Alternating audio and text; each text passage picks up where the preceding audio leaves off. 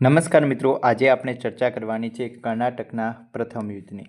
આપણે જાણીએ છીએ કે આપણે 3 કર્ણાટક યુદ્ધનો અભ્યાસ કરવાનો હોય છે. તેમાંથી આજે આપણે પ્રથમ કર્ણાટકના યુદ્ધ વિશે અભ્યાસ કરીશું. રાઈટ? તો સૌપ્રથમ આપણે ચર્ચા કરવાની છે કે કર્ણાટકનું જે પ્રથમ યુદ્ધ છે તેનું કારણ શું હતું. તો તેનું કારણ હતું ઓસ્ટ્રિયાનો ઉત્તરાધિકારીની બાબતે. હવે ઓસ્ટ્રિયા છે તે ક્યાં આવેલું છે? તો ઓસ્ટ્રિયા છે ને તે યુરોપમાં આવેલું છે. ક્યાં આવેલું છે? તો કે યુરોપમાં આવેલું છે. તો તેના લઈને ભારતમાં કેવા પ્રકારની પરિસ્થિતિ સર્જાય છે તેના વિશે આપણે ચર્ચા કરવાની છે. હવે ઓસ્ટ્રિયા છે તેના ઉત્તરાધિકારીની બાબતે વાત કરીએ તો તેમાં યુરોપની અંદર અંગ્રેજો અને ફ્રેન્ચ વચ્ચે એક તણાવની સ્થિતિ સર્જાણીથી એક યુદ્ધનું સર્જન થયું હતું. જે અંગ્રેજો ઈચ્છતા હતા કે ઓસ્ટ્રિયાનો જે ઉત્તરાધિકારી તે પોતાના તરફી એટલે કે અંગ્રેજો તરફી હોય, અને ફ્રેન્ચો આવું ઈચ્છતા હતા કે ઓસ્ટ્રિયાનો ઉત્તરાધિકારી તેમના તરફી એટલે કે ફ્રેન્ચ તરફી હોય.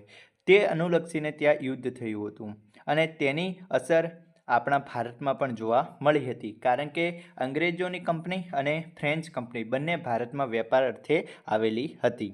અને આ યુદ્ધનો સમયગાળો છે 1746થી લઈ અને 1748 સુધીનો. રાઈટ? તે છે કર્ણાટકનું પ્રથમ યુદ્ધ. હવે આપણે ભારતની પરિસ્થિતિની વાત કરીએ તો ભારતમાં અહીંયા આપણે જોઈ શકીએ છીએ મદ્રાસ અને પોંડુચેરી છે. હવે મદ્રાસ છે ત્યાં અંગ્રેજો છે અને પોંડુચેરી છે ત્યાં ફ્રેન્ચ છે. અને આ મદ્રાસ અને પોંડુચેરી એકબીજાને ખૂબ જ નજીક આવેલા છે અને બંને શેની અંદર છે? તો કે બંનેનો સમાવેશ કર્ણાટક એટલે કે મૈસૂરમાં થાય છે. હવે આપણે વાત કરીએ પોંડુચેરીની, તો પોંડુચેરી ખાતે કોણ છે? તો કે ફ્રેન્ચ છે અને ફ્રેન્ચનો ગવર્નર કોણ છે? તો કે ડુપ્લે છે. અંગ્રેજોની વાત કરીએ તો અંગ્રેજો ક્યાં છે? મદ્રાસમાં છે. મદ્રાસમાં અંગ્રેજો છે અને તેમનો ગવર્નર છે નિકોલસ માર્સ. હવે ડુપ્લે છે, આ જે ફ્રેન્ચ ગવર્નર ડુપ્લે છે તેને ખબર હતી કે બ્રિટનની નૌસેનાની જે શક્તિ ખૂબ જ વધારે છે અને તેમનો સામનો કરવો મુશ્કેલ છે. માટે ડુપ્લે અંગ્રેજ અધિકારી જે નિકોલસ માર્સ છે તેને શું લખે છે? તો કે પત્ર લખે છે અને જણાવે છે કે યુરોપમાં અંગ્રેજ અને ફ્રેન્ચ વચ્ચે ભલે યુદ્ધ થાય, પરંતુ આપણે અહીં શેના અર્થે આવ્યા છીએ? તો કે વેપારના હેતુથી આવ્યા છીએ.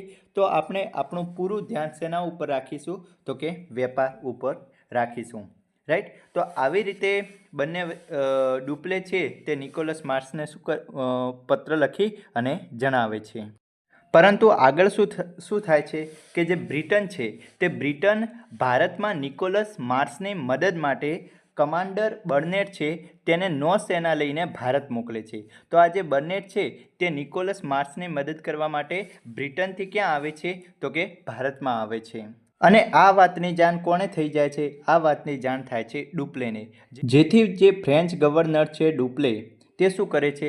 કર્ણાટકના નિજામ, જેનું નામ હોય છે અનવરુદ્દીન, તેને જણાવે છે કે તમારા ક્ષેત્રમાં આવી રીતે યુદ્ધની પરિસ્થિતિનું સર્જન થઈ રહ્યું છે, જેથી તમે આદેશ આપો કે તમારા વિસ્તારમાં આ પ્રકારની કોઈ પણ ઘટના બને નહીં. જેથી અનવરુદ્દીન, જે કર્ણાટકનો નિજામ છે, તે આદેશ આપે છે કે અમારા વિસ્તારમાં એટલે કે કર્ણાટકનો વિસ્તાર હતો તેની અંદર જ મદ્રાસ અને પોંડુચેરી આવતું હતું. રાઈટ? તો ત્યાં કોઈ પણ પ્રકારની વિદેશી કંપનીઓના કારણે યુદ્ધની પરિસ્થિતિનું સર્જન થવું જોઈએ નહીં. પરંતુ ડુપ્લે જાણતો હતો કે જે બર્નેટ આવ્યો છે તે યુદ્ધના ઈરાદાથી જ આવ્યો છે, જેથી તેને પોતાના સ્વબચાવ માટે મોરેશિયસ ખાતેથી કોને બોલાવે છે? તો લા બર્ડોનાસને બોલાવે છે. નૌસેના લઈને લા બર્ડોનાસ એ ડુપ્લેને મદદ કરવા માટે પોંડેચેરી ખાતે આવે છે. ત્યારબાદ આપણે આગળ વધીએ તો જે બર્નેટ હોય છે તે શું કરે છે? તો કે જે રસ્તામાં આવતા જે ફ્રેન્ચ જહાજ હોય છે તેને તોડી નાખે છે. ફ્રેન્ચ જહાજને તોડી નાખે છે. આમ ડુપ્લે પણ હવે ઉશ્કેરાઈ જાય છે અને ડુપ્લે અને લા બર્ડોનાસ બંને ભેગા થઈ અને શું કરે છે? તો કે જે અંગ્રેજોની કોઠીઓ હોય છે મદ્રાસ ઉપર હુમલો કરી નાખે છે.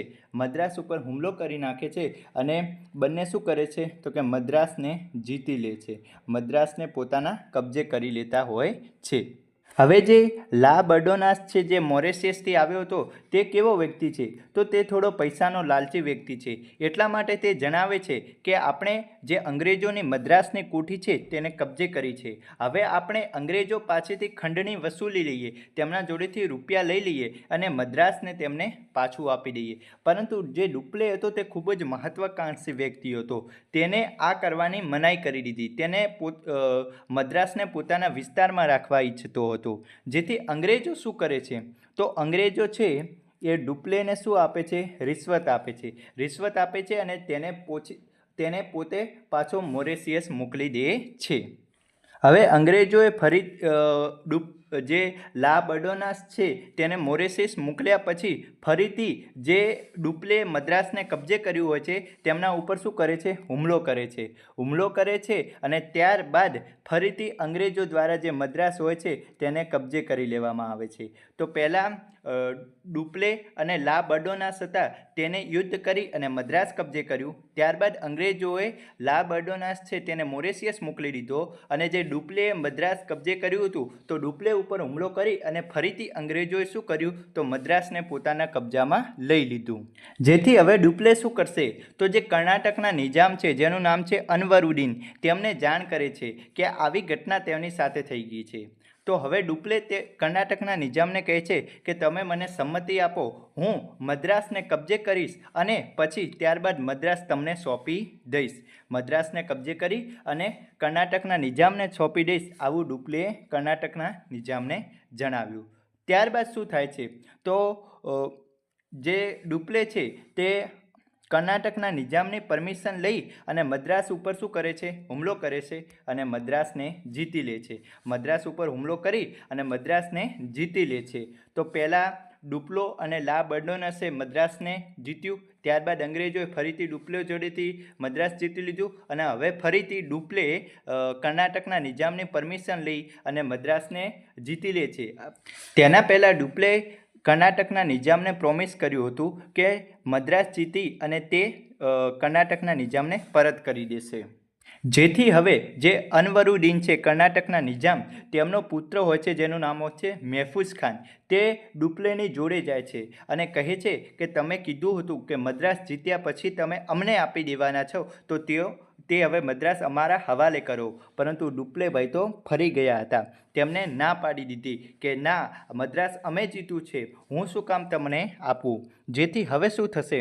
તો જે ડુપ્લે છે એટલે કે ફ્રેન્ચ અને મહેફૂઝ ખાન છે એટલે કે કર્ણાટકના નિજામનો પુત્ર, તેમની વચ્ચે સેન્ટ થોમે ખાતે યુદ્ધ થાય છે, જેને સેન્ટ થોમેનું યુદ્ધ કહે છે. અને આ યુદ્ધ અડિયાર નદીના કાંઠે થાય છે, જેથી આ યુદ્ધને અડિયારનું યુદ્ધ પણ કહે છે. અને આ યુદ્ધમાં જે મહેફૂઝ ખાન હોય છે તેની હાર થાય છે અને ડુપ્લેની જીત થાય છે. અને જે મદ્રાસ હોય છે તે કોના જોડે રહે છે? તો મદ્રાસ એ ફ્રેન્ચ જોડે જ રહે છે. મદ્રાસ ફ્રેન્ચ જોડે જ રહે છે. રાઈટ. હવે ભારતમાં આ પ્રકારની ઘટના ચાલુ હોય છે જ્યાં યુરોપની અંદર જે ફ્રેન્ચ લોકો અને અંગ્રેજ લોકો હોય છે તેમની વચ્ચે સંધિ થાય છે, જેથી ત્યાં યુદ્ધની શાંતિ થઈ જાય છે. અને તે સંધિનું નામ હોય છે એક્સલે સાપલની સંધિ. એક્સલે સાપલની સંધિ અંતર્ગત એવું કીધું હોય છે કે જે અંગ્રેજોએ ફ્રેન્ચોના પ્રદેશ જીત્યા અને ફ્રેન્ચોએ અંગ્રેજોના પ્રદેશ જીત્યા તે એકબીજાને પરત કરી દેશે. જેથી જે ફ્રેન્ચોએ એટલે કે ડુપ્લે મદ્રાસ અંગ્રેજો જોડેથી જીત્યું હતું તે મદ્રાસ છે અંગ્રેજોને પરત કરી દે છે. શેના અંતર્ગત? તો એક્સલે સાપલની સંધિ અંતર્ગત. હવે આ જે કર્ણાટકનું પ્રથમ યુદ્ધ છે તેની અંતર્ગત કંઈ પરિણામ તો ના આવ્યું. કર્ણાટકનો નિજામ પણ ત્યાંનો ત્યાં જ રહ્યો. જે મદ્રાસ હતું તે અંગ્રેજોને પરત મળી ગયું અને જે પોડિચેરી હતું તે પણ ફ્રેન્ચો જોડે જ રહ્યું. પરંતુ આ યુદ્ધ છે તેનું ભારતમાં શું મહત્ત્વ રહ્યું? તો આ એવા પ્રકારનું યુદ્ધ હતું કે જેમાં કોઈ વિદેશી પ્રજા મતલબ કે જો વિદેશી કંપનીએ ભારતના એક શાસકને હરાવ્યો હતો. એટલા માટે આ યુદ્ધ છે તે અગત્યનું થઈ જાય છે. અને ત્યાંથી આ લોકોને ખબર પડી ગઈ કે ભારતીય શાસક છે તેમની આંતરિક બાબતોમાં દખલગીરી કરી અને તેમને હરાવવા ખૂબ જ સરળ છે. અને આવી રીતે જે કર્ણાટકનું પ્રથમ યુદ્ધ છે તેનો અંત આવે છે. તો આપણે યાદ રાખવાનું કે કર્ણાટકનું પ્રથમ યુદ્ધ 1746થી લઈ અને 1748 સુધી. એનું કારણ શું હતું? તો કારણ એ યુરોપ સંબંધિત હતું કે જે ઓસ્ટ્રિયાનો ઉત્તરાધિકારીનો વિગ્રહ હતો તેના સંબંધિત. અને તેની સંધિ કઈ થઈ છે? તો સંધિ થઈ છે એક્સલે-શાપલની સંધિ. તો હવે નેક્સ્ટ વિડીયોમાં આપણે જોઈશું કર્ણાટકનું બીજું યુદ્ધ.